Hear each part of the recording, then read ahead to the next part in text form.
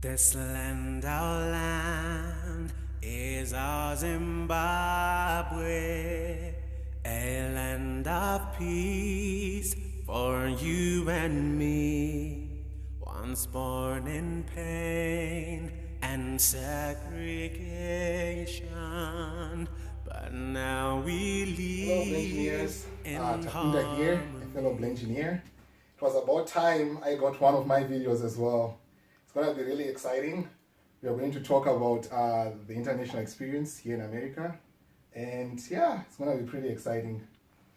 flies the flag, our nation's glory. We'll live with pride inside our hearts as we all stand to build our nation. This our land, our Zimbabwe. Hi, welcome to Black Blengineers. As you all know, last month was February, Black History Month, and so in honor of all the Black excellence that's been in the air lately, I thought that we'd have another session series. And so today I have with us Takunda, and Takunda is an international student from Zimbabwe, so he offers to the Blengineers a very unique experience. And there's so much I could say about Takunda, but how about I let him introduce himself and we get on with the interview. Okay, thank you, Violet. So I came here to the United States to study. I came in the fall of 2012, and primarily I'd come to study pre-med, but with time I ended up getting my bachelor's in mathematics and chemistry, and at the moment right now I am doing my Ph.D. in materials chemistry, and my primary focus is on polymers, for the most part. Okay, wow.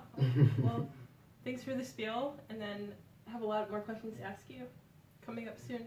Okay. So, on to my first question.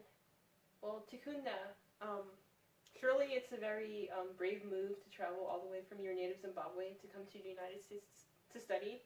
So how did you work up the courage for such a life-changing decision? Yeah, I do agree with you that it's actually a big decision to make. So it's one thing to be leaving home to go and study out of town or in a different state. But in my case, I was actually leaving Zimbabwe to go into a different continent to study. That's a big move. But like for me, there are a few factors that come into play. So the first thing is that I was sent to boarding school in 3rd grade. So I had to stay 9 months away from my parents every year. And throughout high school, I was in boarding school. So that kind of gave me the courage that, oh, if I could do without my parents for this long, I think if I go and study outside of the country, I would be fine. And then the other thing that comes into play is that when you finish high school in Zimbabwe, like I had actually a full scholarship to study in Zimbabwe. But now when you finish high school, you don't really get the freedom to specifically decide what you want to study. At that moment, I wanted to do pre-med, right? But like I couldn't do that in Zimbabwe. They gave me chemical engineering instead. So I thought it was a better idea to come here to the US because there's more freedom. You know, they've got liberal arts education. You don't really need to know what you want to study. And Okay. yeah, I did pre-med, but later on I realized, oh, I actually like chemistry more. And I ended up doing mathematics and chemistry instead. So yeah, the freedom that came with that decision, I think it was worth it to some degree. And yeah. Okay. So flexibility and freedom in education is something that you found in the United States, but I'm sure culture shock was also something that you encountered. So how did you cope with that? Yeah, actually, Violet, culture shock is actually a real thing. I didn't believe that initially, but I learned it firsthand. It's actually real. And so when you come to a new place or a new country, you are really excited. You are running around, exploring and seeing new people and everything. But with time, you then begin to realize that there are these few little elements that are missing. You know, the food is different. The language that the people speak is different. There are a lot of things that change, and it's really difficult to adjust to those changes. And the other thing is that your culture is very different from the people that you meet. So people don't really understand you, and that's where the stereotypes begin to kick in. Right. So now to deal with that, you realize that you're not the only international student who's at the school that you go to. There are other international students who are going through the same thing. So what I realized is that we're there for each other, regardless of the race, regardless of which country you are from. If you are an international student, we are going through the same thing. We tended to empathize with each other. And then the other thing that also helped is that you could just call your parents or call family, call friends back home, and then that way you just kind of keep yourself grounded and you kind of remember where you're from. So yeah, It's important. mm-hmm. So now we're on to everyone's favorite, or not so favorite, part of the interview. Okay. The race card. Oh, okay.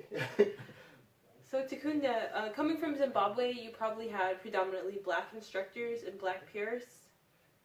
And so coming to America, you may have, or you may have not encountered racial stereotypes and racial tensions. If so, how did you overcome this? Yeah. So like, it's a pretty big shift. Like coming from Zimbabwe, where every teacher that you've had just looks like you know, and you really never have to be very self-conscious about how you look. And then you come here to the US, where everyone you're taking classes with, even the teachers, they are white for the most part.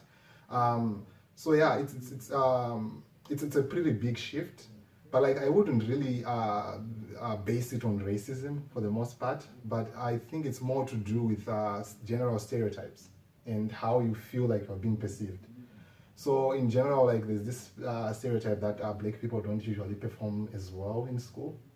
So for me, I just felt this age, even if nobody told me that I don't really perform as well, if nobody tells me that they think that, but like just having that feeling inside me, I just felt like I needed to prove myself each time to people. And then the other thing is that, yes, I'm black and I'm a minority. And then the other thing is that I'm also from a totally different culture. So now, it was different because I'm from a different culture. It was different to communicate with people and actually find people to study with. So that would be a big challenge to do all that stuff. So like, I think for the most part, those are the main challenges that I faced. But the teachers were pretty supportive and everything. So to overcome these challenges, the first thing is also like you just realize that there are other international students who are available. And also like in my case, most people usually end up coming to get help from me with homework. So instead of me trying to assimilate and adjust to their culture, they actually had to adjust to my culture so that I could help them. And from that actually build study groups. So like I think, if you just put in the work and then you kind of just show the people that actually I know what I'm doing, they'll just come and they'll pretty much just go with the way you do things, which was really nice. Thank you. Okay. So the future seems really bright for you, Takunda. Oh, I hope so. Okay. So what's your vision for after you finish your Ph.D.? Industry, academia, or something more non-traditional? Okay. I thought you were just going to give me two things, industry or academia, and then I was like, I have no idea. So I think I would fall more into the non-traditional route. And for the most part, I just feel like what I know right now is my ultimate goal. Like what I want to do at the end, like after completing this PhD. So my goal right now is to gain the necessary skills, the necessary connections with people around me so that I can go back and give back. Because like if you look at third world countries, and if you look at Zimbabwe, for example, there are a lot of talented people, a lot of very intelligent people. But the problem is that these people, they just don't have the opportunity. Like in my case, I wanted to explore and study, but if I wanted to do a PhD, I wouldn't be able to do it in Zimbabwe because we do not have those programs. So I had to come all the way to the United States to do that. There are a lot of people, a lot of talent, numerous countries, Zambia, Zimbabwe, South Africa, and all those other places who also want this opportunity, but they don't have it. So now let's say I gain the necessary skills and I make enough connections. You are here, Violet, you are doing your PhD in macromolecular science. There are a lot of people that I know who are doing PhDs, right? We come together, we raise funds, we start some summer research programs in these developing countries, give these kids opportunities to just pursue their dreams and their visions. And most of the times people just feel like, oh, when I'm done doing my undergraduate, high school studies, I go and go to do medicine, or I go and do some chemical engineering, all other things. So people don't really think about science. There's a lot of things that you could do in science, and just educating these kids and getting them excited about science. So do I know what I want to do? Maybe it's going to be through academia, maybe it's going to be through industry, but I know where I want to end up. So yeah, that's about He's the man with the plan. Thank you. Well, Takunda, it's been wonderful. You've shared with us so many words of advice, so much of your experience and your personal story.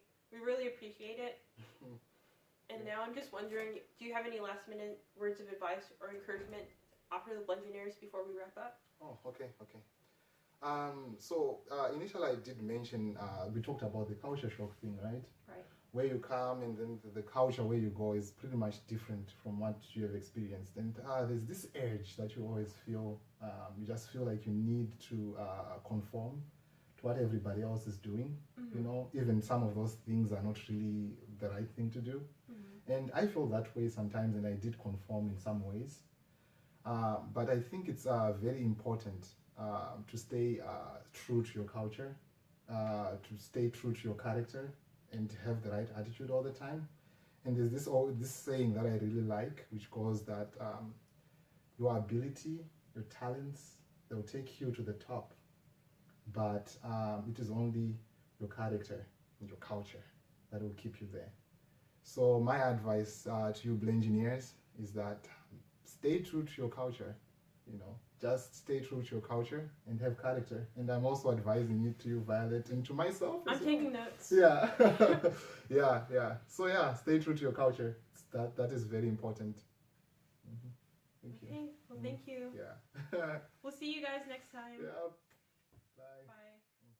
The night is gone, and with the morning come rays of hope that lead us on. So we will strive to give our children a brighter day where they